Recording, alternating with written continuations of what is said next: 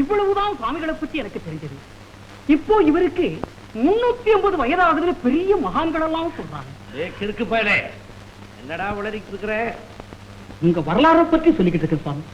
அறிவு கெட்டவனே, ஏன் வரலாறு பேசி என்னடா பிரயோசனம்?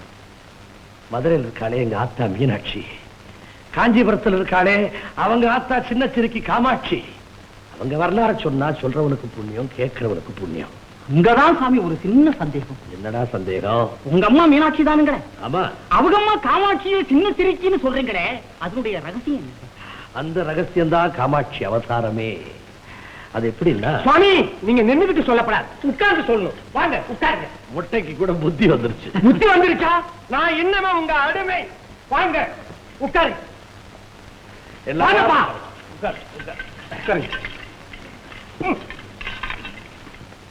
பண்டாசுரம் ஒரு பயங்கரமான அரக்கன் இருந்தான். அவனுக்கு எவ்வளவு பலம் தெரியுமா?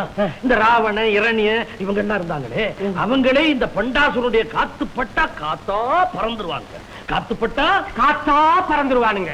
படைக்கும் பிரம்மனே, என் குலத்தைச் சேர்ந்த எல்லா அசுரர்களுமே தாங்கள் நிரந்தரமாக வாழ வேண்டும் என்பதற்காக உம்மை நோக்கி கடும் தவம் செய்திருக்கிறார்கள். அவர்கள் கோரியபடியே வரங்களை நீரும் கொடுத்திருக்கிறேன். ஆனால் முடிவில் அத்தனை பேருமே அழிக்கப்பட்டிருக்கிறார்கள்.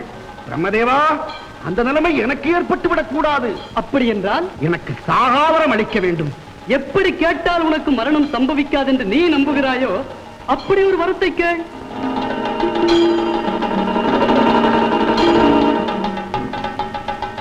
பிரம்மதேவா, நான் கேட்கப் போவதை வார்த்தைக்கு வார்த்தை நன்றாக கவனிக்கவும். எனக்கு வேறு வேலை. பூலோகத்தில் மானிட வர்க்கத்தில் ஆண் பெண் சேர்க்கையில்லாமல் 5 வயது பெண் குழந்தை தோன்ற வேண்டும். அப்படி தோன்றும் அந்த சின்னஞ்சிரிக்கு ஒருவரால் மட்டுமே எனக்கு மரணம் ஏற்பட வேண்டும். அப்படியே கொடுத்தேன்.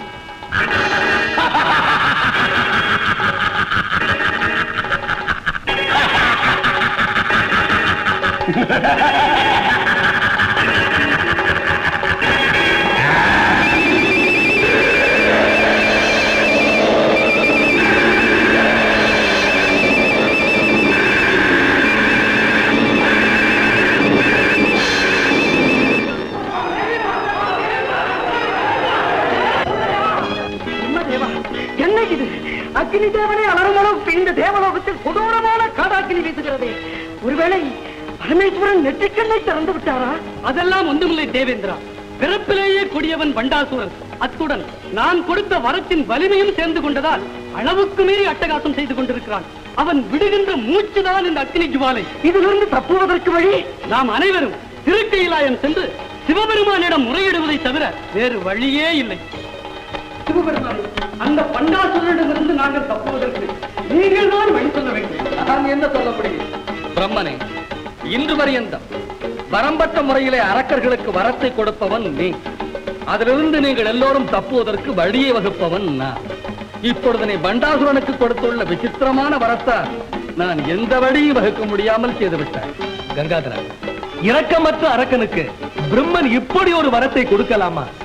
4 மூளைகளில் ஒரு மூளையால் சிந்தித்திருக்க வேண்டாமோ?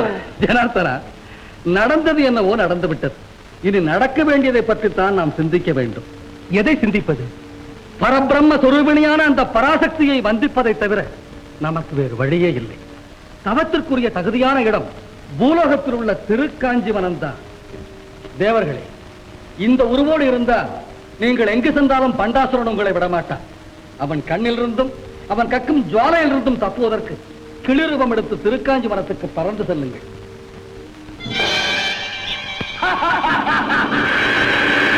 தேவர்களே, பண்டாசுரன் திருக்கையிலாட்சி நோக்கி வந்து கொண்டிருக்கிறான். உடனே பறந்து செல்லுங்கள்.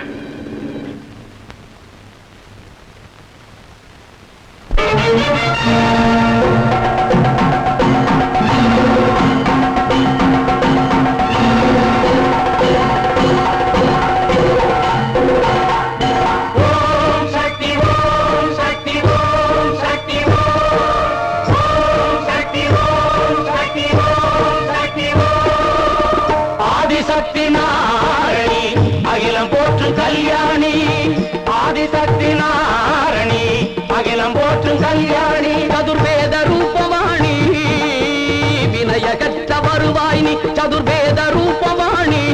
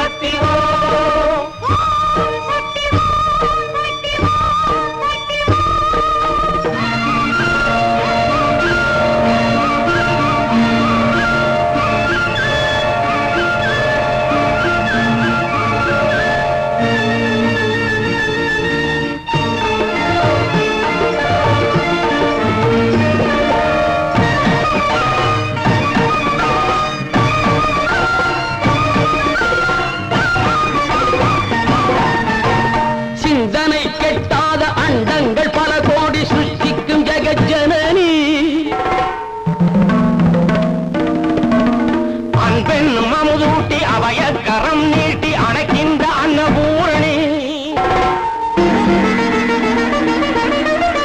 நெஞ்சுக்கு நீதியும் தோளுக்கு வாழுமாய் நிறைகின்ற ஜெய் பவானி நெஞ்சுக்கு நீதியும் தோளுக்கு வாழுமாய் நிறைகின்ற ஜெய் பவானி ஓம் சக்தி ஓம் சக்தி ஓம் சக்தி ஓம்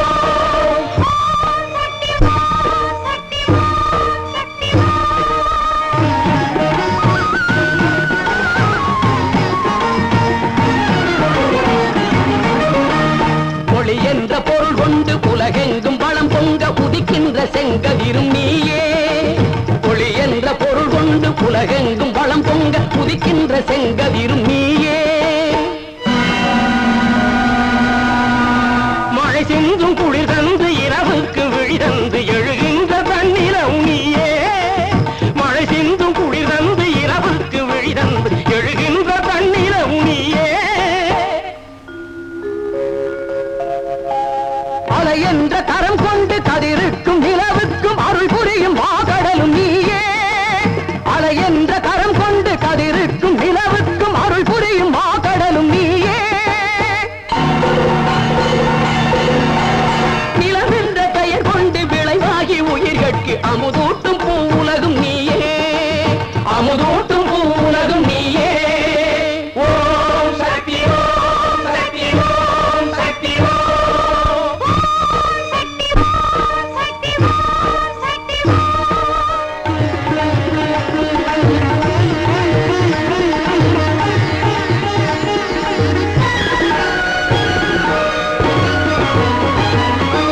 ஆர்க்கி அழித்து அழிக்கும் முத்தொழில் அதிபர்கள் மூவரும் நீயே காக்கும் எண்டிசை பாலர்கள் என்னும் காவல் தேவரும் நீயே மலையும் நீயே மலரும் நீயே மண்ணும் நீயே விண்ணும் நீயே மோனமும் நீயே ஞானமும் நீயே தானமும் நீயே தவமும் நீயே மலையும் நீயே மலரும் நீயே மண்ணும் நீயே விண்ணும் நீயே மோனமும் நீயே ஞானமும் நீயே தானமும் நீயே தவமும் நீயே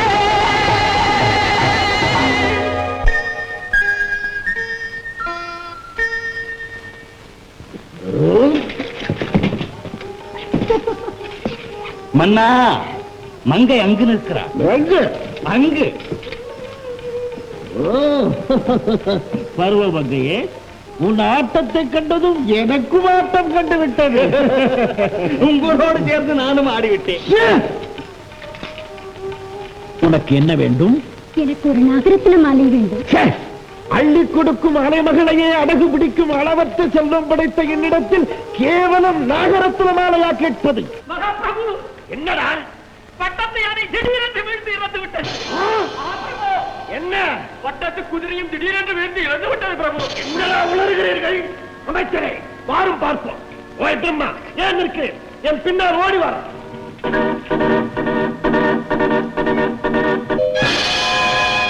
அமைச்சரே பிரபு, ஒரு காரணம் இல்லாமல் பட்டத்து யானையும் குதிரையும் எப்படி இறக்க முடியும்?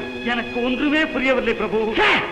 புரியவில்லை என்று சொல்வதற்கு எனக்கு ஒரு அமைச்சர். பண்டாசூரா, காரணமின்றி கரியும் பரியும் மறிக்கவில்லை. யானையின் மத்தகத்திலும் குதிரையின் மார்பகத்திலும் நன்றாக பார்த்தாயா? மரண அடி விழுந்ததற்கான அடையாளம் பதிந்திருக்கிறதா இல்லையா? பிரம்மனே, எனக்கு புரிந்து விட்டது. என்ன? ஒரு சரியான சிறுத்தை புகுந்து அறைந்து கொண்டிருக்கிறது. சிறுத்தையா? நீ பெற்றிருக்கும் வரத்தை நினைத்துப் பார். அப்படி என்றால் எனக்கு தெரிந்தவரை இவற்றில் பதிந்துள்ள அடையாளம் ஓர் சிறுமியின், அதிலும் 5 வயது சிறுமியின் கையாகத்தான் இருக்க வேண்டும். வாய் பிரம்மா, எப்படி ஒரு சிறுமியின் கையாகத்தான் இருக்க வேண்டும் என்று அழுத்தம் திருத்தமாக கூறுகிறீர்? ஏன் அது ஒரு சிறுவனின் கையாக இருக்க கூடாதோ? சிறுமியா சிறுவனா என்பதை அதில் பதிந்துள்ள ரேகைகளை பார்த்து திட்டவட்டமாக சொல்லிவிடலாம் அப்பா. அப்படி என்றால் அந்த சிறுமியை பெற்றவர்கள் யார் என்பதை பற்றியும் ரேகைகளை பார்த்து தெரிந்து கொள்ளலாம் அல்லவா? தாராளமாக. பாரும், அவளை பெற்றவர்கள் யார்? பெற்றவர்களை பற்றிய ரேகையே அதில் காணப்படவில்லை அப்பா. அமைச்சரே, எந்த ரேகை எப்படி இருந்தாலும் சரி, பூலோகத்திலே உள்ள 5 வயது சிறுமியர் அத்தனை பேரையும் ஒன்றாக கொண்டு வந்து ஒரே இடத்தில் குவித்து தீயிட்டுக் கொளுத்துங்கள். ஆணை.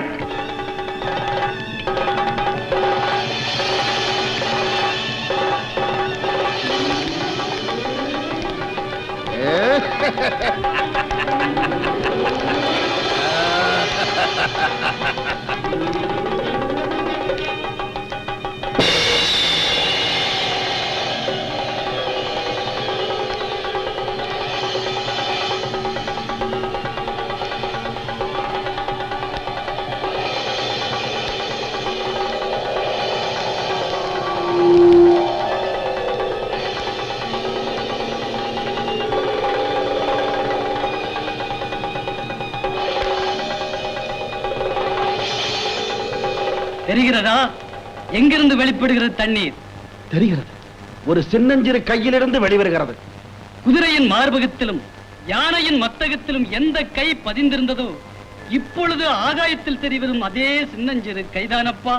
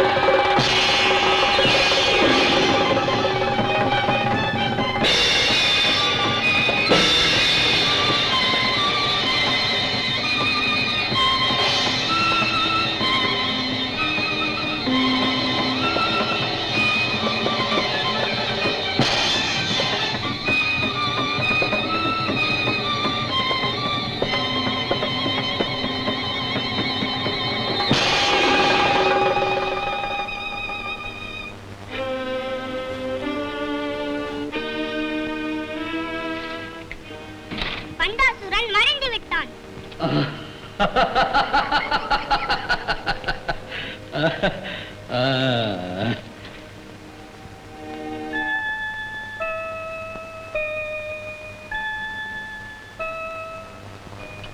நீ யாரம்மா? முக்கண்ணா, உனக்குமா என்னை தெரியவில்லை? அந்த பண்டாசுரனின் பல மாயைகளில் அவன் தலையோடு வந்திருக்கும் நீயும் ஒரு மாயைதானோ என்று நான் சந்தேகிக்கிறேன். அவன் மடிந்து விட்டான் என்பது உண்மை என்று தெரியும் வரை நீ யார் என்பதை நான் எப்படி தெரிந்து கொள்ள முடியும்? இப்படி வா.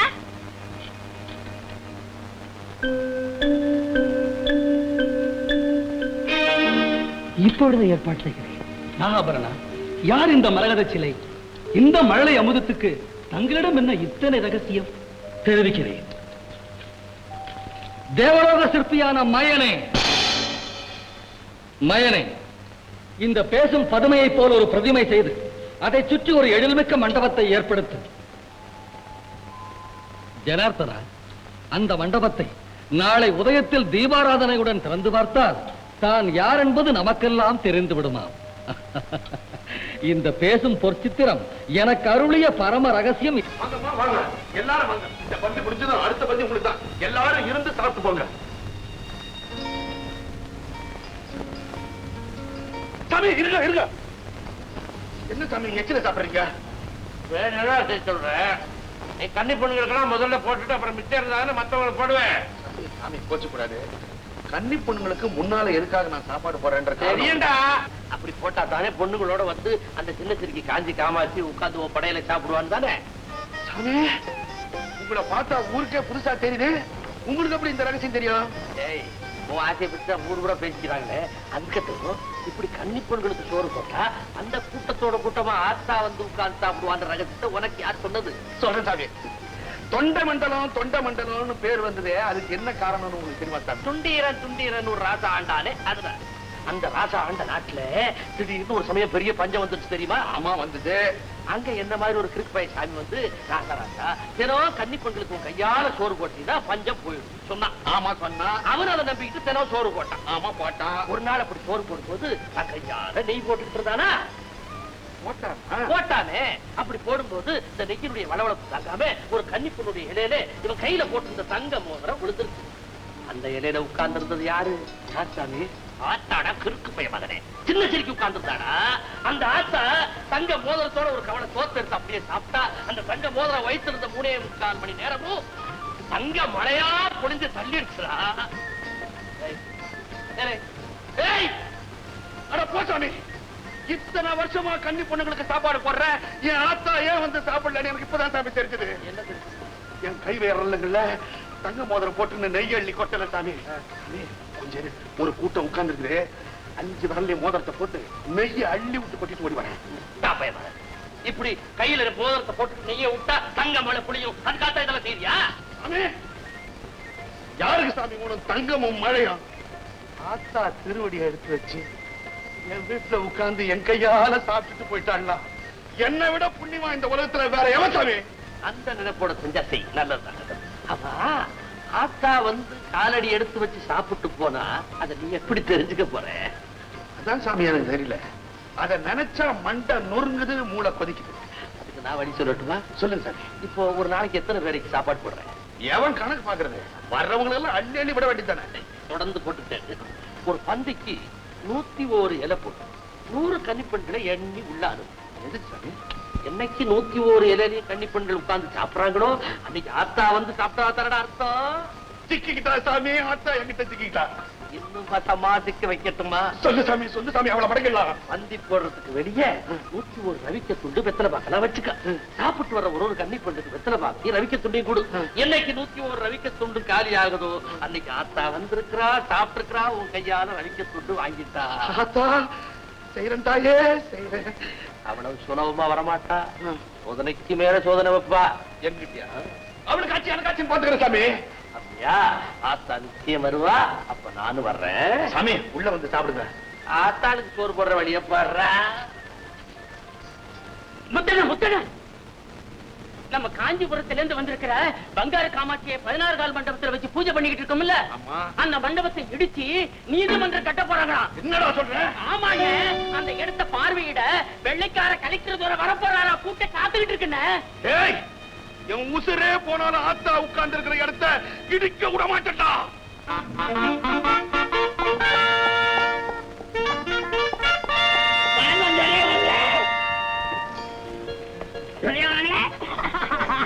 Thank you secretary.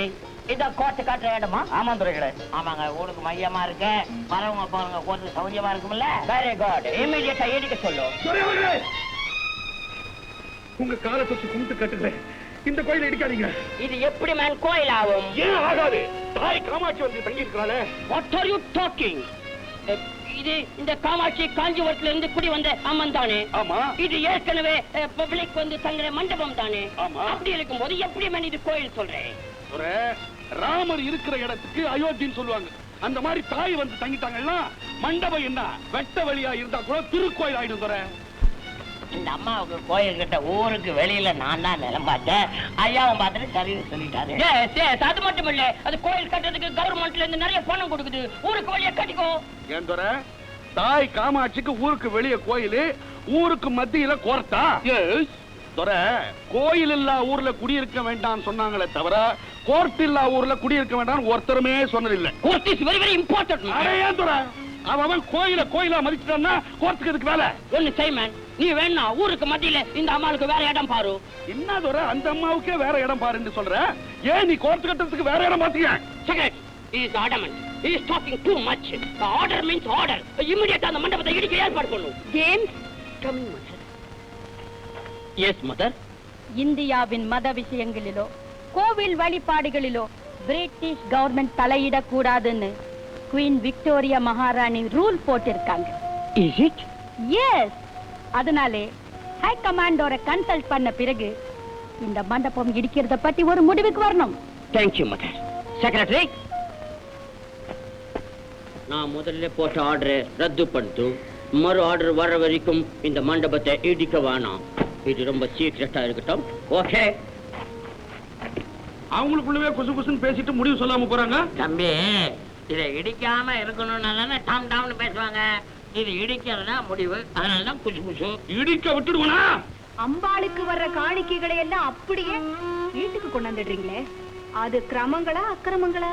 மூடா அந்த மண்டபம் 8 செக்கும் திறந்து கிடக்குது, எவனாவது பூந்து அள்ளிட்டு போயிட்டா நான் என்ன பண்றது? அதான் காணிக்கலாம் பந்தாவத்தா கொண்டாந்து நம்ம வீட்டுல வச்சிருக்கேன். அத வீட்டுலதான் வச்சிருக்கீங்க, வேற எங்க வச்சிருக்கேன்? வட்டிக்கு விடல. ஆறாவ சும்மா கிடக்குற பணத்தை வட்டிக்கு விட்டு ஒரு வருவாய்க்கு ஏற்பாடு பண்ண. அப்படி வர்ற வருமானத்துல நீங்க உங்க பேர்ல சொத்து வாங்கல? வாங்கினா என்ன தப்பு? பின்னால காமாட்சி பேருக்கு மாத்திட்டா போச்சு. அட ஏங்க மூக்க இப்படி சுத்தி தொடறீங்க? வாங்கும் போதே அம்பாள் பேர்ல வாங்கி வச்சுட்டா சரியா போகுது. எப்படி எழுதுறேன்? ஏன் எழுத முடியாதா? சும்மா ரெடி. இந்த பங்காரு காமாட்சி காஞ்சிபுரத்துல இருந்து நம்ம திருவாரூர் வந்தவன். ஆமா. அவ இன்னும் இந்த மண்டபத்துல தான் இருக்க போறாளோ, இல்ல செத்த ஊரை தள்ளி இருக்க போறாளோ, இல்ல ஊரை தாண்டி இருக்க போறாளோ, இன்னும் அந்த அம்மாவுக்கு விலாசம் நிச்சயமாவலிய. இந்த நிலையில அந்த அம்மா பேருக்கு சொத்தை வாங்கி நான் எந்த விலாசத்தை வச்சு பத்திரம் எழுதுவேன்? அடி காமாட்சி, உனக்கு நிரந்தர விலாசம் இல்லைங்கிறாரே, நான் என்னடி செய்வேன்? இன்னும் நீ தெரிஞ்சு வச்சுக்கோ. இந்த பார்வதி, கோமதி, காந்திமதினு இந்த பொம்பளை சாமிங்கெல்லாம் பத்தியா, அது பத்தியா புருஷன் பரமசிவன், பிள்ளைங்க விநாயகர், முருகர் குடும்ப சமேதன கோயில் இருக்காங்க. அதனால அந்த கோயில் சொத்தை நம்ம எடுத்தோம்னா அந்த புள்ள குட்டிக்கும் அந்த சாமிங்கெல்லாம் கஷ்டப்படும். அந்த பாவம் நம்ம தலையில வந்து விடும். இது அப்படி இல்லடி காமாட்சி, கண்ணி, நித்திய கண்ணி. அதனால இவ சொத்தை எவ்வளவு வேணாலும் எடுக்கலாம், எவ்வளவு வேணாலும் சாப்பிடலாம். நீங்களா பேசுறீங்க? வேற யாரு? கொஞ்சம் கூட தெய்வத்துக்கிட்ட பற்றுதலோ பயபக்தியோ இல்லாத உங்களை போல ஆசாமிகளை எல்லாம் தர்மகர்த்தாவை போட்டுறாங்கல்ல, அவங்க பேச வைக்கிறாங்க. இத பாருங்க, உங்க போக்கு நாசத்துலதான் கொண்டு போய் முடிக்கும். இந்த பாரு, சிவன் சொத்து குலநாசம்னு சொன்னானே தவிர அம்பாள் சொத்து குலநாசம்னு ஒரு பயலும் சொல்லல. பரி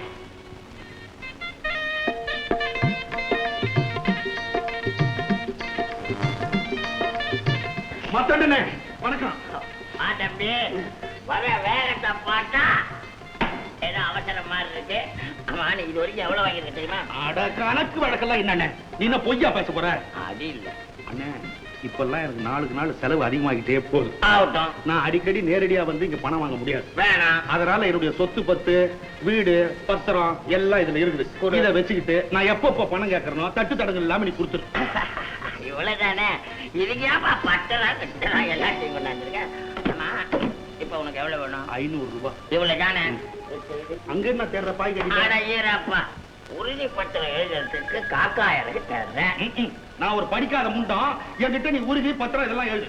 அவசரம் தெரியாத பேசுறேன். நீ ஒரு கடுதாசி எடு, கை நாட்டு வச்சுட்டு போறேன், பணத்தை கொடு, அதுக்கப்புறம் என்ன வேணா எழுதி. நீ அதுவும் சரிதான். இந்தாப்பா, இல்ல வை. ஆமா, உனக்கு நேரமே இல்ல. நீ அடிக்கடி கை நாட்டு வச்சு இங்க வந்துதானே ஆகணும். ஆமா அண்ணே, நீ சொல்றது நியாயம் தான். அப்போ ஒரு 5-6 கண்டாச்சு கொடு, கை நாட்டு வச்சுட்டு போறேன், அடிக்கடி ஆள் அனுப்புறேன், நீ பணத்தை கொடுத்துனேரு. அப்படி சொல்லி வை.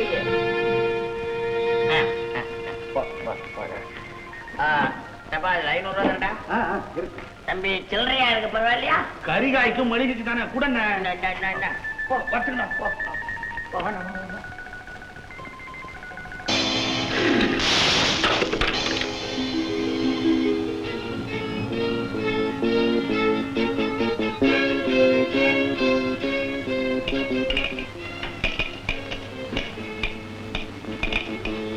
ஏங்க, கொடுமையே உருவான துரியோதன கூட்டம் பாண்டவர்களுக்கு எத்தனையோ பாதகங்களை செஞ்சாங்களே, அப்பவெல்லாம் நடந்துச்சா பாரத யுத்தம்?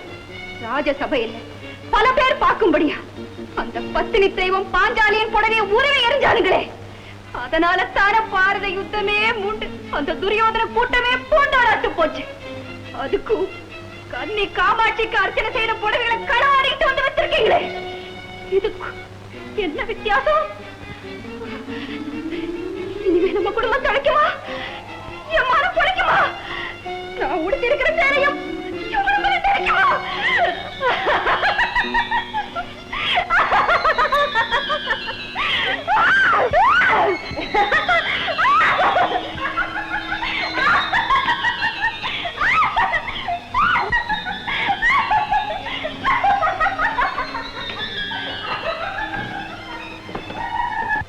வாங்க வாங்க, உட்கார்ந்து சாப்பிடுங்க.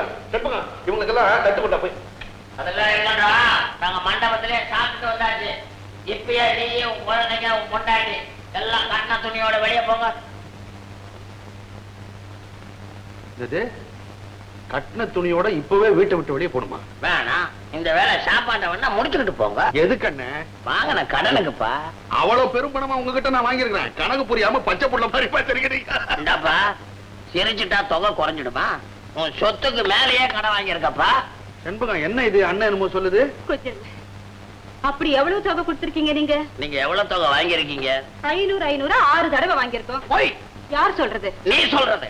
மெய்தா என்னன்னு நீங்க சொல்லுங்களேன். 6 தடவை கொடுத்திருக்கிறேன். 10,000 10,000. கிடையாது. நீ கிடையாதுன்ட்டா எப்படிமா? பத்திரம் இருக்கு, படிச்சுக்க. அதுல உன் புருஷன் கை நாட்டு இருக்கு, பாத்துக்க. சாட்சிங்க இருக்காங்க, கேட்டுக்க. ஏன்டா கண்ணுங்களா? அண்ணா 60,000 கொடுத்துருக்காருங்க. மார்த்தாண்டம், அந்த பத்திரத்துக்கு கூட பார்க்கலாம். பத்திரத்தை கொடுக்கறதா? வேணா காணிக்கிற, படிச்சுக்க.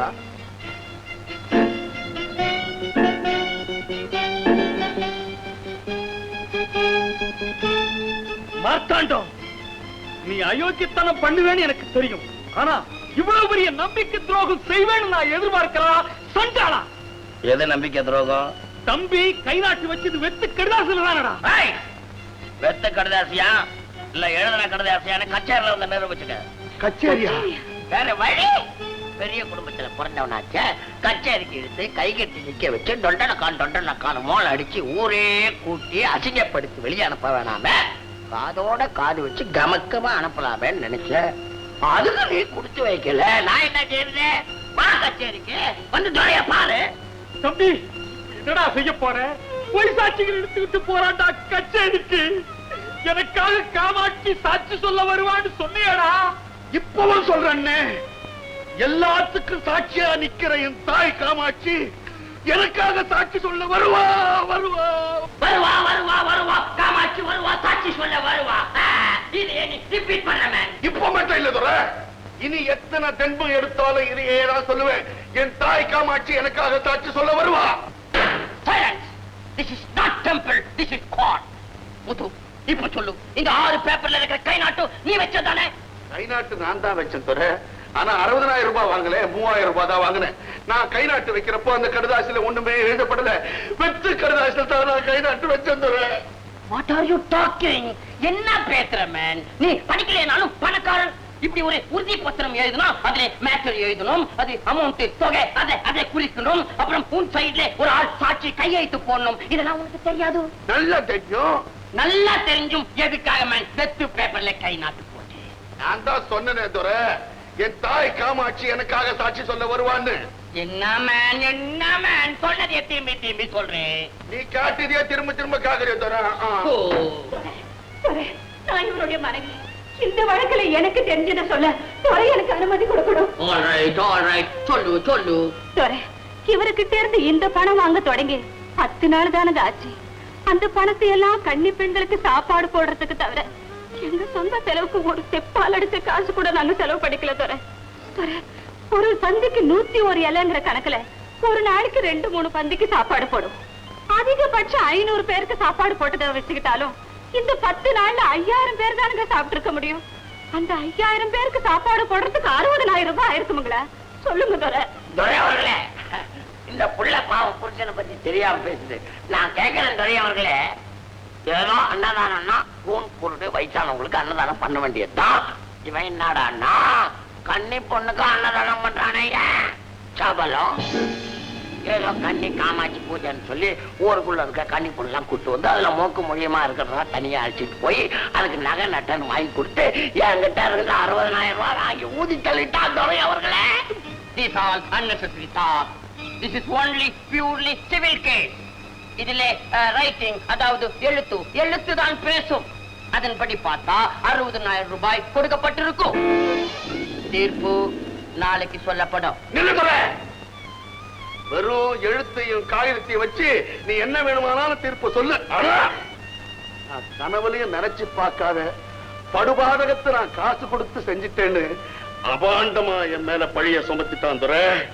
ஒண்ணு சொல்றேன் துரை, உங்களுக்கு என் வீட்டுக்கு வந்த கன்னி பெண்களை என் தாய் காமாட்சியுடைய சொரூபமா நினைச்சு நான் சாப்பாடு போட்டது சத்தியமா இருந்தா, அதே சத்திய ரூபிணி என் தாய் காமாட்சியை சாட்சியா வந்து அந்த சத்தியத்தை உனக்கு புரிய வைப்பாதுற.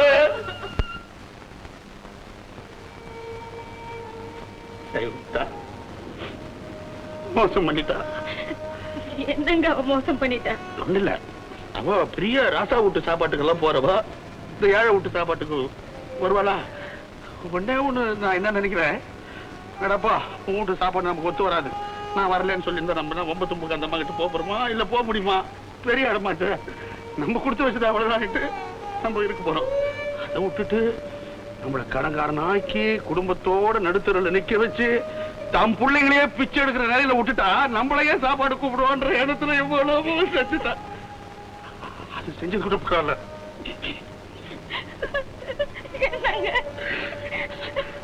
அவன் நான் கன்னி பொண்ணுகளுக்கு சாப்பாடு போடுறதே சபலத்தலதான் சொன்னானே, அதை கேட்டு நிக்கிறானே. இவன் கையில வேலாயுதமும் சூலாயுதமும் எதுக்கு? ஏய், என் பிள்ளைய பார்த்தா இந்த கேள்வி கேட்டேன்னு வேலாயுதத்துல வாயிலே குத்திருக்கவனா? விட்டுட்டாளம்மா, என்ன மோசம் பண்ணிட்டாளே.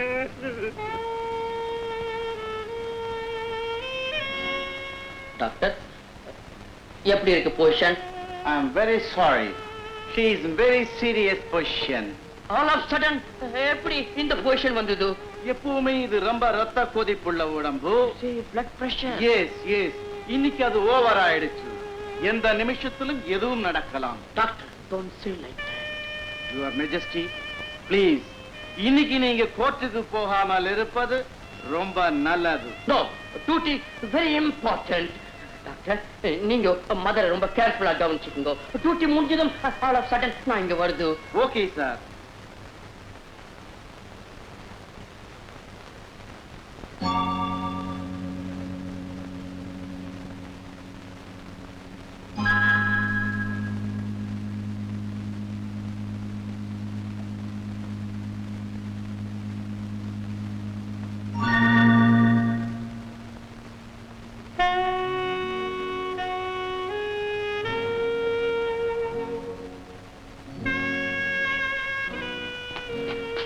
Mother, you are heart patient, very serious. அல்ல டாக்டரும் சொல்லிச்சு. Why do you come here? எதுக்கு வந்தீங்க? My son, கடைசியா உன்னை பார்க்கணும் தோணுச்சு. All right, come slowly. You sit down. That's all right, mother. You honorable judge. Yes, yes. Mother, இப்போ நீங்க இங்க வரலன்னா நானே உங்களை பார்க்கிறதுக்கு வீட்டுக்கு வந்திருக்கும். Why?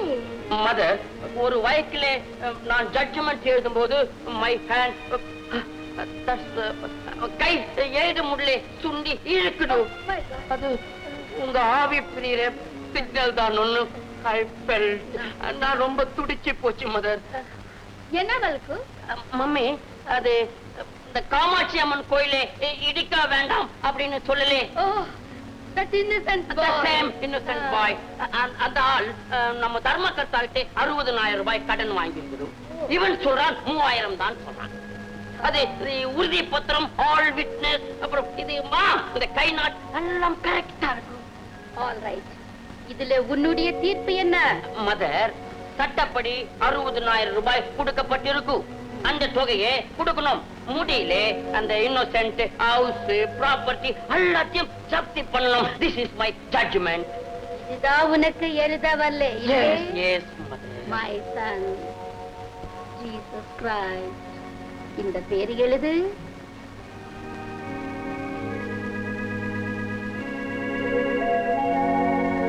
மதர், இது எழுத வருது. மதர் மேரி எழுது. மதர், இதையும் எழுத வருது. அந்த இன்னசென்ட் பாய் சொன்னது சத்தியம். எழுது.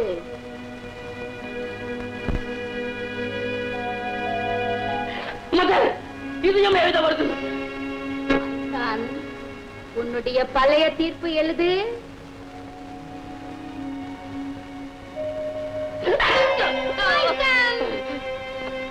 அந்த இன்னசென்ட் நிரபராதின்னு எழுது.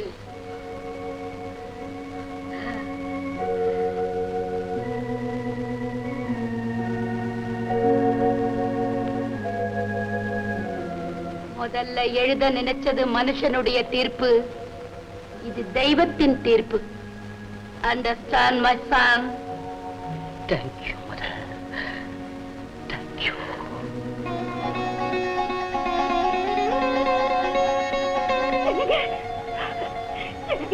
தீர்ப்பு நம்ம பக்கம் ஆயிடுச்சுங்க. ஆமாங்க, நம்ம பணம் கொடுக்க வேண்டாம்னு கலெக்டர் சொல்லிட்டாருங்க.